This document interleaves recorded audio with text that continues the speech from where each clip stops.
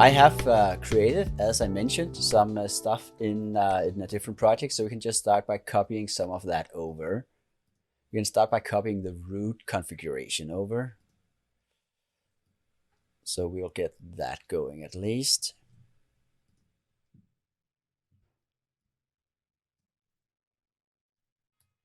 You know what? Let's abort this instead.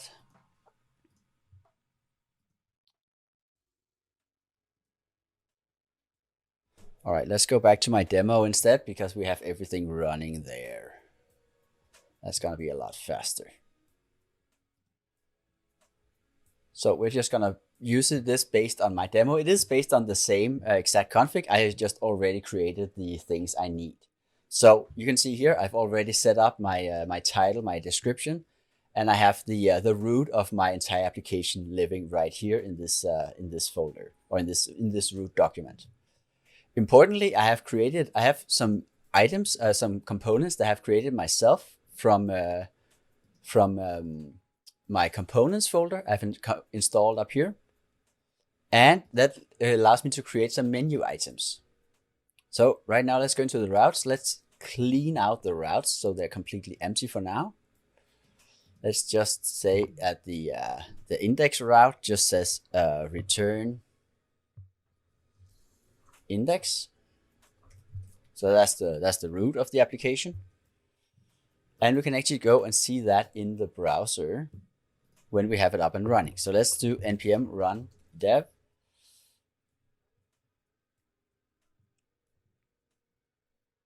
Then we'll get it up and running in the browser.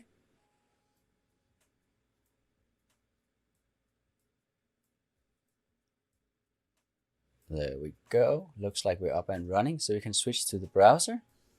It is currently not loaded, but let's reload here. Yes, and we have the index page. We have a menu up here that can switch between the different pages. We also have an income page up here. We also have an expense page up here. So those are the different pages that we have. So you can click between these. And the way that that Remix is set up means that when we have different pages inside the routes folder, they immediately become pages in the final application, and they are placed in the outlet section. So the outlet is kind of the placeholder for where the actual page will be inserted. And this works recursively. So when we inside expenses have another folder that has an add function, then this add will be a sub-page of expenses. So we can have an outlet inside expenses. So that means that you can have a huge website where you have different sections, and inside those you have different sections and different sections, etc. You can nest this as far as you want, actually. So what we've created here is we have the dashboard. We have an income side where we have a very simple component. It just has an input field where we can type some number. It doesn't even work yet because it doesn't do anything. Then we have a list of expenses over here. It just shows a dummy expense of food for $500. And when we press the add new expense, it'll show a dialog, but this doesn't work yet either. So we need to add that functionality later. All of this is styled with Tailwind, so which is a very nice utility. So for instance, for this individual item in our expense here, how do we style this? We do that with classes in Tailwind. So go to this expense component here. You can see that it has a white background. It has rounded corners. It has some padding, has some margin, and it's a flex container. Default flex is a row, so that's why we don't need to set anything else. Then we have the different elements inside it. We have first one span that is small text with some extra width, and it has a certain color. Then we have a description, which is set to flex grow, so it'll take up the entire space available. And finally, we have a formatted amount, so the formatted number at the end. And we actually don't format that ourselves. We use the built-in number format that is in JavaScript, which exists in the browser. So most browsers have this number format by default installed, and we would just switch to another currency here. So if you want to do this in euros as they would be presented in Germany, we could just switch to German locale and euro currency. And it would be displayed as Germans would display euro amounts. So that's pretty cool. Finally, we have a button inside this expenses list, which is actually just a link. It's a link to add, which means that we go into the subfolder add inside this folder. So from expenses, we would go into add, which then loads a dialog on top. So the add route is simply the dialog only, and it just displays this dialog on top. It's absolutely positioned on top of everything, and it just has a form with some different inputs and a select drop down with the different things we can do. Finally, there's a cancel button down here, and the cancel button is also just a link just to go back to the expense list. That's a pretty neat way to move around between. So we don't actually have to worry about closing this overlay or anything. We just instruct the browser to go back to this other folder, and Remix will interpret that as unloading the add component. Again, here we use a Tailwind for styling, which makes it very easy to make these nice inputs. Let's go back to the front page that we have here, and let's add some components to this one. We have a balance component, and we have a pie chart component that we really want to display here. So let's go in here and return a new JSX object. So there, an empty object for now. We can first add a balance component. Takes an amount. And we can say the current balance is 8,400, because why not? That's a nice balance to have. And if we go over here to the dashboard, we would see that we now have this component here, and it live reloads. So if we change it to 8,200, it'll live reload and update the component. Now it's 8,200. Let's also add the pie chart component. We need the data for the pie chart component, so it needs to be formatted. So we need to give it a, let's do pie data. It is a list, I think. Let's check out pie chart component over here. No, it is an object. So we give it an object with some keys. So we can give it a food key, which is, let's say we have, let's just double check how it works. Yes, it's just the list of, so let's say we spent $2,000 on food, and let's give it an entertainment key, and we spend $500 in entertainment. That sounds like a good month. We'll just add our pie chart here, and it takes a data attribute, so we just set data to our pie data.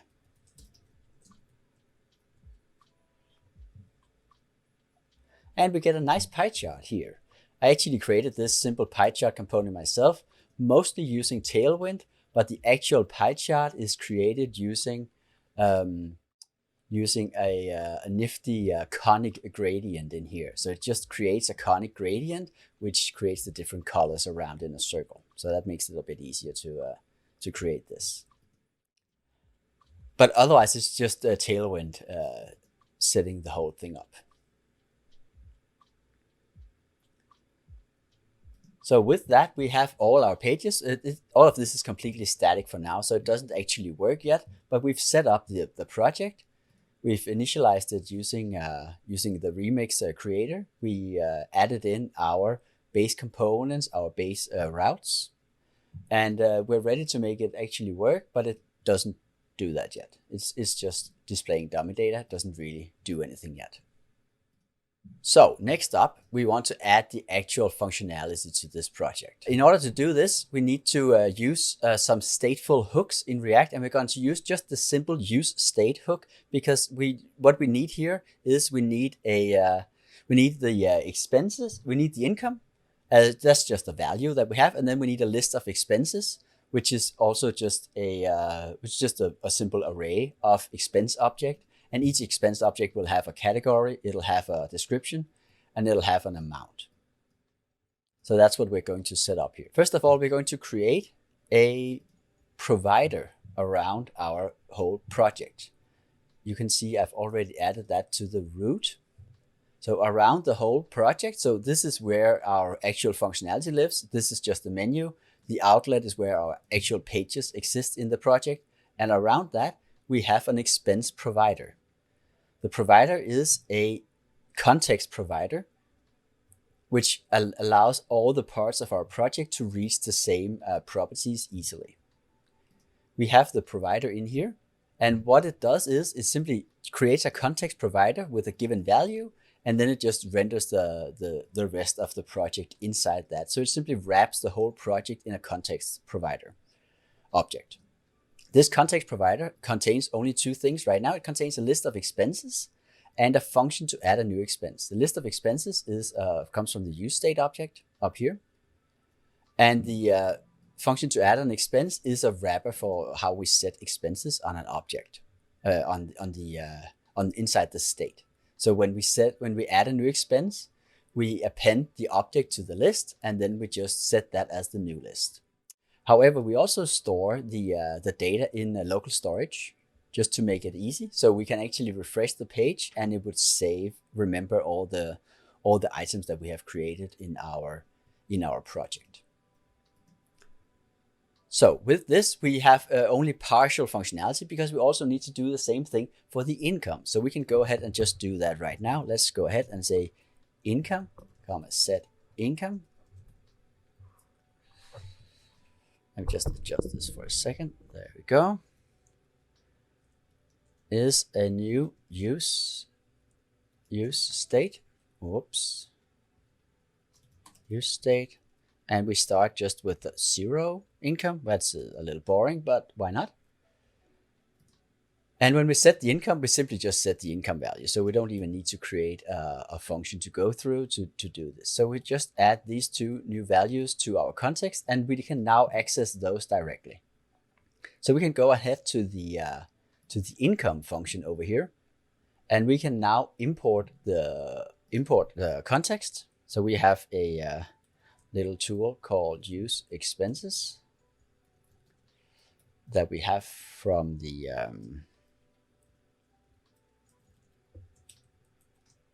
data folder.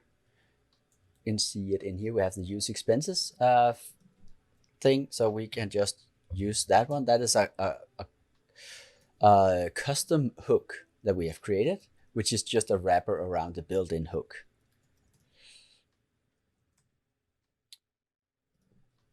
Let's go ahead, and then when we use this hook, we get this thing we have in our provider.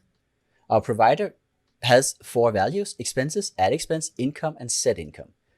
We don't care about expenses and add expense in this function, so we'll just only deconstruct the income and the set income functions here. Equals use expenses. There, and we will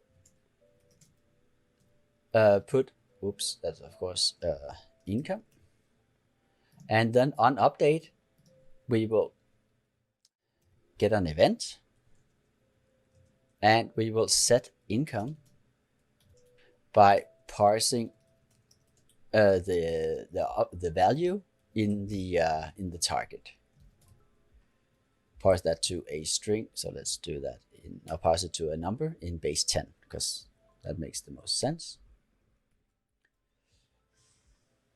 And that's basically all we need to do, and it should work now. Where the default income we set to 0.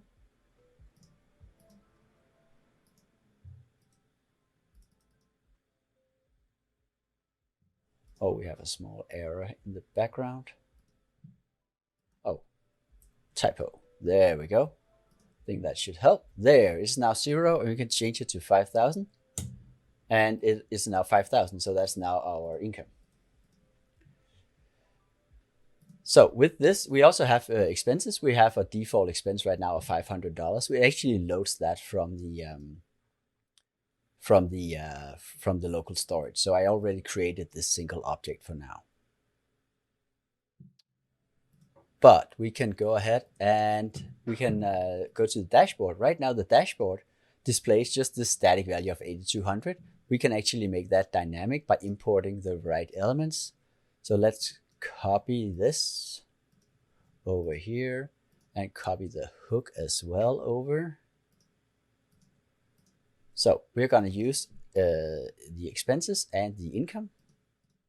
And then we're going to say the available amount that we have left is the income minus the sum of the expenses. So let's say sum expenses. But we need to calculate that sum first, of course. So we just calculate that by looping over the expenses and adding them together. So we go sum expenses is expenses.reduce. We add each item to the sum plus a, and we start at 0, boom. And then of course we use this available variable inside the balance component, and it should be some number, which is probably not that number. Okay. If we can figure out what is going on here in the context, we have we need to go back and set the income, and the expenses are an object. Okay, so the expenses are an object, so we can't just use a. We actually have to use a.amount. Oops, that's some very large letters there. A.amount. Now at least get a number. We get a minus number because we lost the income, because we are not actually persisting the income yet. So let's set that back to 5,000. Let's go to the dashboard, and we have the balance of 4,500. So that looks pretty good. Then we can do the same thing for the pie chart, where we just loop over the data and group it by the category, and then add up the individual items. That would be the way to go about that. Let's go and take a look at the add function over here. When we add an expense, we would type a description, we would type an amount, and we would select a category here.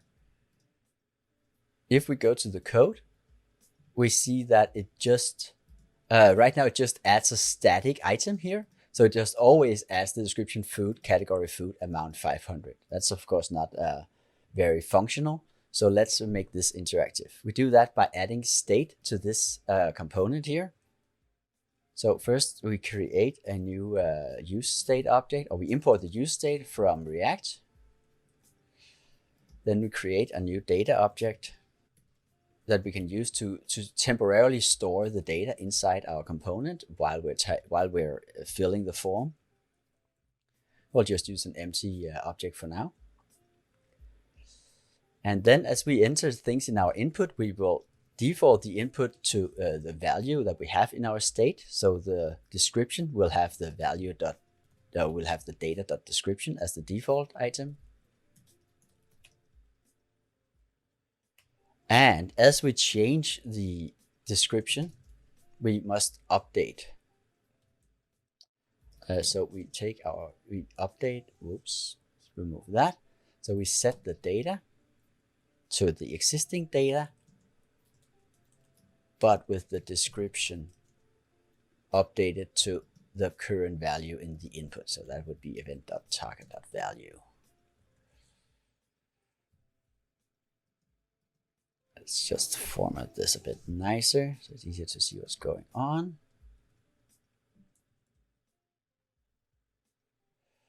There we go. Oops, there's also a typo over there.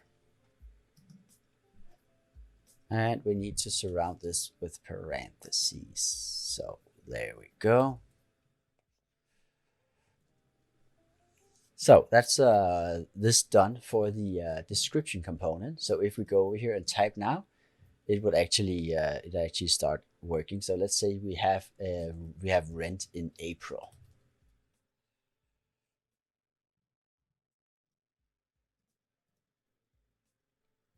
Oh, we should remember to initialize our values up here. So description should be initialized to the empty object. All right, we can go ahead and do that for the other item as well. So the amount would initialize to 0 and the category initialize to an empty string as well. Whoops, category. So we can do the same functionality on the input, and actually React is so clever that even though normally a select you would have to set the selected property on the individual options, React actually makes it work in the exact same way as the inputs, so we can just create it in the same way. So this would be using the category, and it will set the category from the target value. And this would be working the same way. So this would be setting the amount, but here we would want to parse it as a number from the input value, and it would also be the amount here. So now all of these should be working. So the amount defaults to 0, the category defaults to food, simply because this is the first item, but we can change that. We can change this to 50. We can change the description to rent April. It's a very low rent we had in April. Let's say it's 500 rent. That sounds like a good cheap rent. But we actually need to use this data. So right now up here in the submit handler, we create an expense object, but we actually have that as our data object. So we can just use the data object. And then rather than reset the form, we will simply just reset the data object to the initial state. And we have that right here. So we just simply do the same thing again. So after we add an item, we reset the object. So let's go ahead and type in rent in April for $1,000, $1,005, because why not?